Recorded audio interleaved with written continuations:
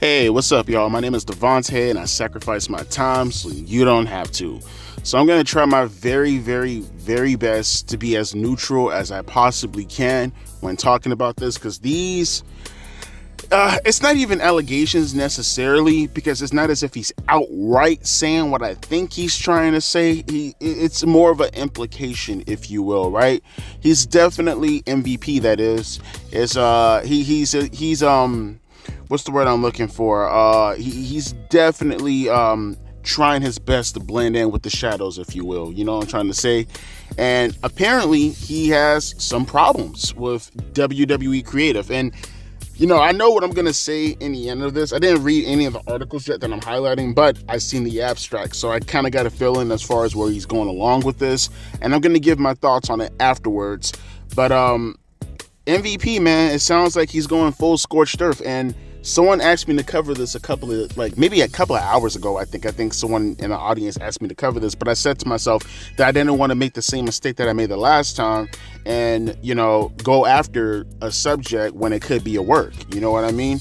But now seeing more information is coming out in the way that it is, you're not going to make the implications that MVP is making and try to make it a work. There's no way. All you do is hurt the credibility of the person and the company in itself, and it makes them look incredibly bad in front of everybody. But like I said, we'll talk about that afterwards. I got all the articles down in the description box below if you want to follow along. I got them in chronological order as far as how it dates itself. So we'll go with the first one right here. So this is from SB Nation. MVP says Triple H said no to bringing the Hurt Business back, and he's not surprised. It says, The Hurt Business, a faction consisting of Montel Vontavious Porter, MVP, Bobby Lashley, Shelton Benjamin, and Cedric Alexander, was a featured act in WWE during the empty arena Thunderdome shows that took place during the pandemic. They were broken up in early 2021, briefly reunited later that year, and split for good in 2022. Fans have repeatedly called for the group to be reformed, and WWE has teased the return on occasion, but there are no signs of it on the horizon. MVP had been paired with Omos while rehabbing an injury. Benjamin's been released. Lashley has been out since May after WWE announced he was injured, and Alexander put in a tag team with Ashante Adonis that's gone nowhere. Now, on his Instagram, under a picture he posted from the group's heyday, Porter says WWE Chief Creative Officer Paul Triple H Levesque has rejected requests to put the Hurt Business back together. MVP's answers to fan questions and comments also indicate he believes the decision was racially motivated. And I quote, which, by the way, I corroborated this with the second article underneath it if you want to read it. As a matter of fact, maybe I should go directly to that article to get it. Well, here, I'll read this and then I'll see if that one says anything a little bit more differently. The transcript says, can we get the Hurt Business back? MVP says, Triple H said no. As much as I would love to see the Hurt Business back on TV, the only way I'd want it back is if Shelton Benjamin is back in the fold. Ain't the Hurt Business without him. Once he's back, let's run it back. MVP, that's the only way. The current regime doesn't want it either. And the old man broke y'all up at the heat of that shit pissed me off. That's what a fan said to him, I'm assuming. And his son-in-law, this is MVP now, and his son-in-law never put it back together. Can't believe Vince fucked this up. I assume it was him. MVP answers back, Triple H had the power to fix it. Should have kept y'all together. Damn you, Vince. MVP answers, Triple H had the power to fix it. He chose not to. Go figure. They left a lot of money on the table with that one. Color me confused. And we were never given an explanation why. You gotta talk to the way they type this is so weird. You gotta talk to Hunter, Nick, and William and get the band back together. Referencing Bobby, Shelton, and Cedric Alexander. We did. He said no. So the italics happens to be the fans. Okay, I get it now. They took your gimmick and crew and gave it to the Bloodline. That's what happened. You guys were so cool. The suits, the attitude, and the gold. A complete unit. True story. Vince McMahon completely screwed this one up. I'm shocked Triple H hasn't been in favor of bringing it back. MVP said I'm not. I never understood breaking up the Hurt Business. They were so cool. The breakup seemed forced. No other factions before or after had the same vibe. MVP answers, dark forces were at work. Lackluster reunions is what ruined any credibility the Hurt Business had left. MVP responds, and you know who did that. The Triple H era is emasculating black man. I'm really hating it. MVP says, you see it. So these are some hardcore allegations that MVP, he's saying. Now I got the other article right here that suggests that MVP is pretty much implying that so this is completely different. Okay, so I can leave this in here. So this is another article of what MVP was, I guess, implying that Triple H is I don't want to say racist, but his decisions are racially motivated. It's what it seems as if what MVP is applying at the moment. So this is the second article. MVP seemingly, I'm not the only one who says it. They said it too. MVP seemingly implies racist motivation behind Triple H not reuniting the Hurt Business. As previously reported, MVP went on Instagram to reply to fan questions about the status of the Hurt Business. He said that Triple H shot down the reunion and said he wasn't shocked by it. In further comments in the post, MVP seemingly implies that there were racist motivations behind Triple H's actions. At one point, a fan brought up the promo Triple H did against Booker T in 2003, in which he said people like him don't get to be champion and are only there to amuse him. MVP replied with 100% emoji. At the time Triple H made those comments, they were interpreted by many to be racist, although it was defended, particularly by Bruce Pritchard, that the people like you was meant to refer to WCW wrestlers, not black people. Okay, let me stop right there for a second. Now, you guys know how I am when it comes to the race stuff. You guys know I don't just throw out the word all willy-nilly like most people do nowadays, because I feel like it's a victim complex more than anything else. This particular instance right here was absolutely racially motivated. I don't even know why you would pretend that's not racially motivated. At the very least, I'll put it to you like this. Okay, let's just play the game and say that the whole Booker T and Triple H thing wasn't racially motivated. And by the way, not a good look to use Bruce Pritchard to be the spokesperson for that type of talking point, if you will. But my thing is this. If you were saying that the people like you comment was meant for WCW wrestlers and not black people, then why didn't you ever say it to Scott Steiner?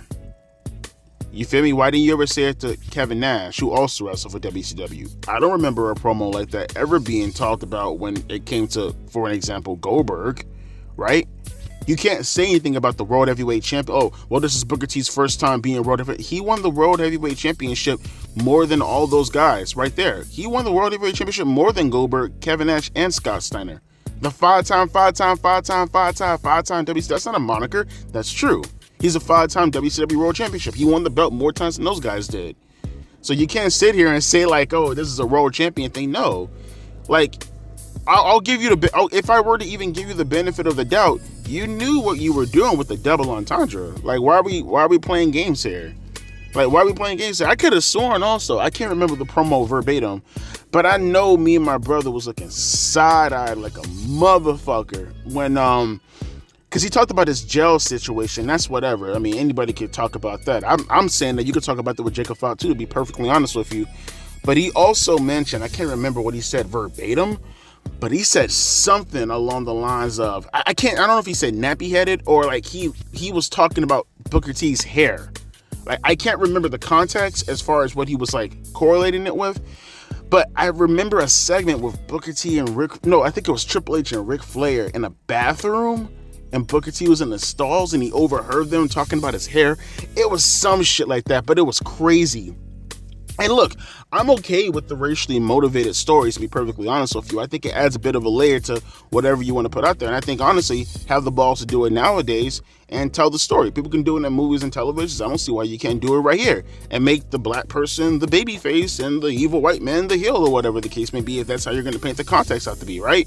I think it's a great story, to be perfectly honest with you, but don't sit here and try to gaslight us and tell us, oh, well, the Booker T situation where Triple H was not racially motivated. When he said people like you, he was talking about the WCW wrestlers. That's the stupidest fucking thing ever. Like I said, multiple WCW wrestlers, never once did I hear people like you when referencing them. Not to mention, you're talking to a black guy and you're saying people like you, you're going to pretend that the double entendre isn't fit. Come on, don't do that. Don't do that. Later, a fan, I just had to go on a little bit of a tangent there. Later, a fan said that the Triple H era is emasculating black man, which we referenced earlier, and MVP said, you get it, right? So then we got another article that I want to talk about for you really quick. Hang on. And this one right here, I think has a lot of solace to it because I said this at the time too. I made a video about this at the time back in 2021, I believe. If not a video, maybe a community post. I can't remember.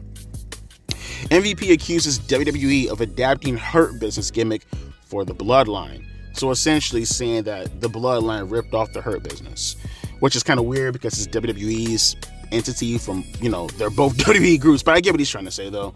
The Hurt Business, featuring Bobby Lashley, MVP, Cedric Alexander, and Shelton Benjamin, made a significant mark during the WWE tenure.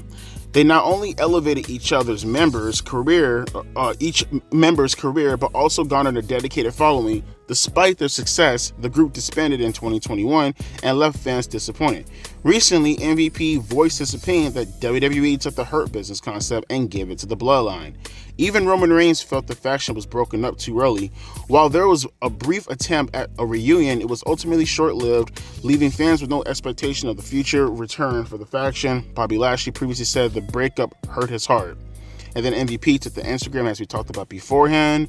And, I think one of the things that he said, and again, we referenced this already about the Bloodline, but just to reiterate one more time based off of this article, like I said, you want to have a little bit of corroboration with whatever you put out there, especially with serious allegations like this.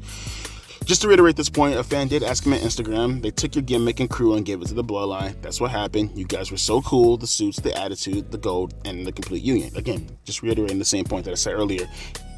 And MVP said, true story. Not to that, that's absolutely fucking true. I don't think anyone can sit back and absolutely say, if you follow professional wrestling at the time, which was only a little over 4 years ago, there's no way, and I called this out at the time, there's no way you don't look at, because when it was just the Bloodline, what they were doing was like a family ties type of thing, right? It was just Roman at the time. It was just Roman. It was just Jay. It was just Paul. I think Jimmy was still out with his injury at the time.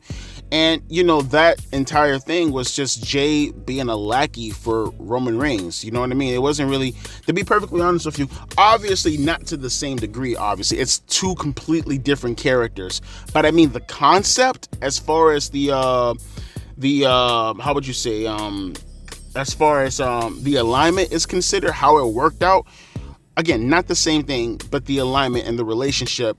Roman and Jay were more closely associated with something like Trick Williams and Carmelo Hayes. You know what I'm trying to say? That's how their relationship was to a certain degree. Towards the end, obviously, before Carmelo turned on Trick. But that's how it worked out, right? Not the same characters, obviously, not the same aesthetic, pretty much, because, Roman did run Jay. But I'm saying that's how the dynamic kind of worked a little tiny bit. Again, I could be off a little bit, but you get what I'm trying to say, right? Essentially, that's how it worked. Versus with the Hurt Business, they were a mafia gimmick.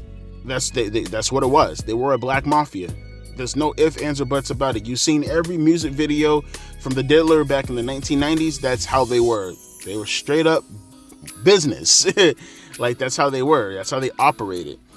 So to see the Bloodline now come with the theme song with, Roman's theme song is very obviously Godfather inspired, the way they sit at the head of the table, the way they carry themselves. Now their gimmick seems more like Samoan Mafia-esque, you know what I'm trying to say? And it's like, I remember at the time looking at the Hurt Business and seeing how they carry themselves and saying dude, what the fuck? The Bloodline, they just straight up because they broke up the Hurt Business by that point. And it's like, damn, y'all just straight up took the gimmick off the Hurt Business, just gave it to the Bloodline? That's kind of fucked up, no? Right? But that's the end of all the articles. And here's my thing, and I know you guys are probably going to think I'm going to go a certain way and say MVP, come on, victim complex, yada, yada, yada, racism this, racism that. And typically I would do something like that because, like I said, I think the word has been completely bastardized. But in this particular notion, I don't think there was anything racially motivated behind it. I don't believe that to be the case. Because, you look at Triple H's track record. Look what he did with NXT. Look what Shawn Michaels is currently doing with NXT underneath Triple H. Look how many black talent Triple H is putting over. Bianca Belair is probably like the most overpushed woman in all of professional wrestling, and she's black. You know what I mean? Look what he's doing with Jay Cargill at the moment, right? Like that. Look what he's. Come on. That's just it's such a stupid fucking notion to make. No, he's not racist. That's fucking dumb. But at the same time, at least in particular, fucking with the Hurt Business, at least in particular, looking at what he's done to MVP and his stable, I'm willing to think that there are multiple factors and multiple variables that constitute the situation. And hear me out when I say this. Probably people are going to probably be like, Devontae, or there you go with the victim blaming. Okay, cool. Call it whatever you want to call it. This is what I think. I think personally it's a situation very similar but not quite the same to Bray Wyatt. Now, if you don't know how Bray Wyatt got released back in 2021, from my understanding, he was put, which he had every right to, and MVP has every right to feel the same way also.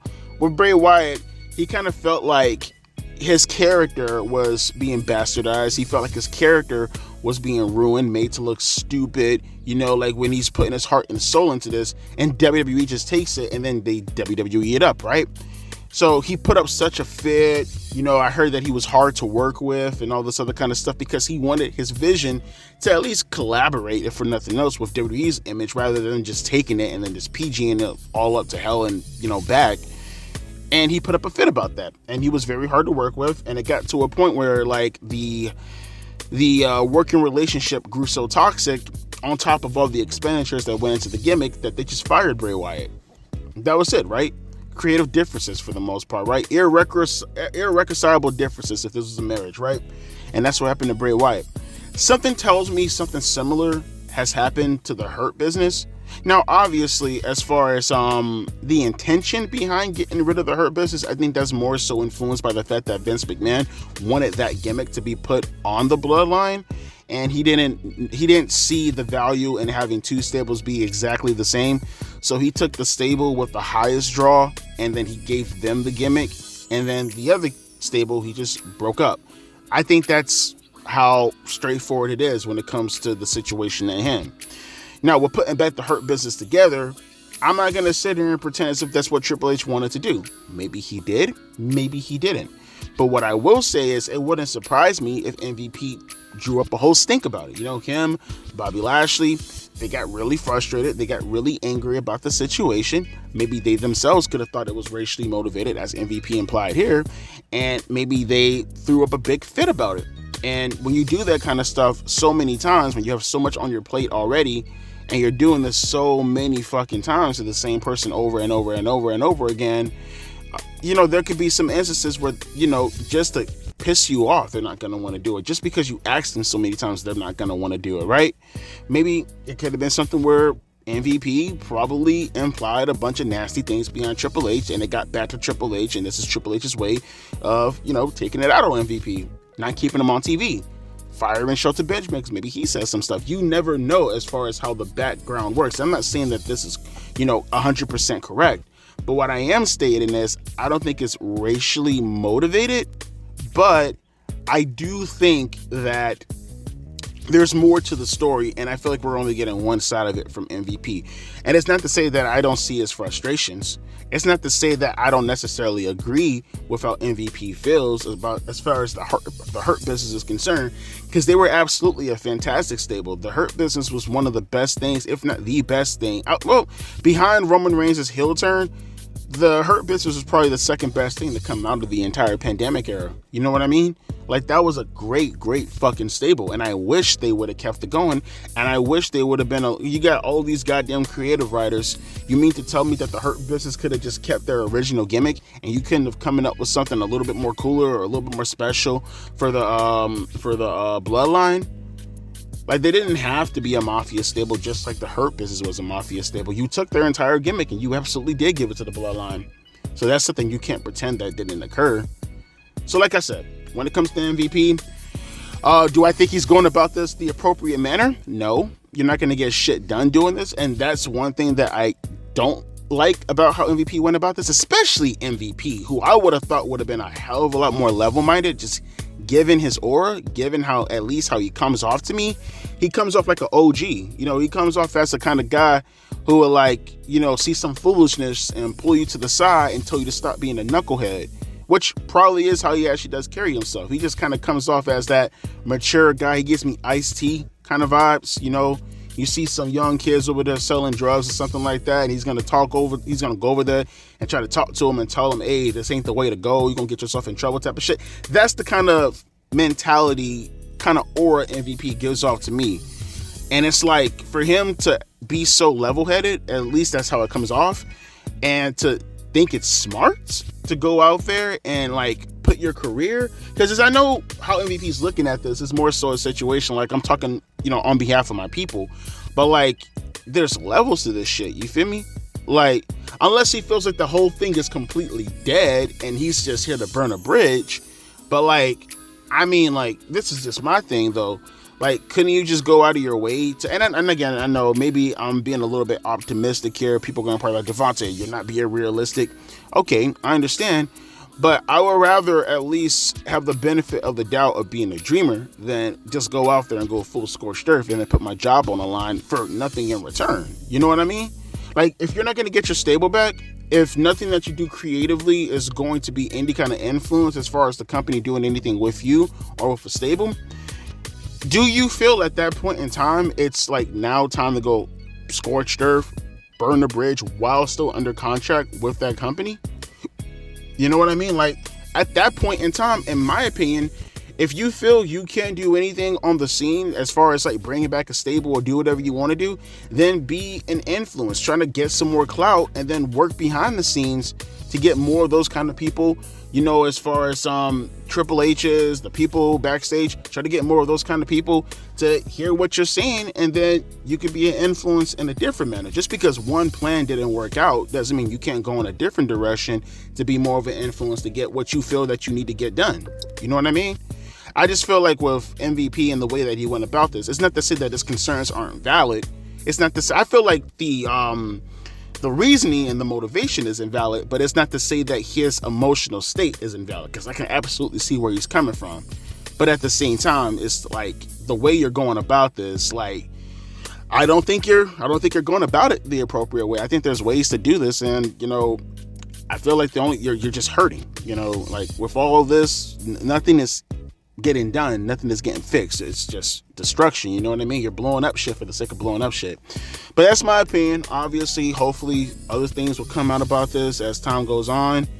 And yeah, man, just that's the entire scenario. Like I said, I'll leave the links down in the description box below if you want to go back and read them for yourselves. But this was a very interesting story. I'm happy to know that it's not a work. It's just MVP just venting his feelings. And yeah, MVP going full scorched earth on Triple H and his regime currently at the moment. Let me know your thoughts down in the comment section below. Do you agree with any of the stuff that MVP has said? Do you look at the scenario a little bit different compared to how I look at it? Do you think to yourself, nah, Devontae, you tripping, this is absolutely racially motivated? Triple H has always had it in for the black man, even though you look at the programming today, I haven't seen this much minorities on television since Roots. But hey, it is what it is. Do your thing, Chicken Wayne. Let me get the fuck up out of here.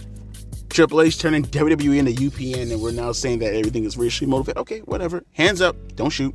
Catch you guys later. Deuces. P. Eyes.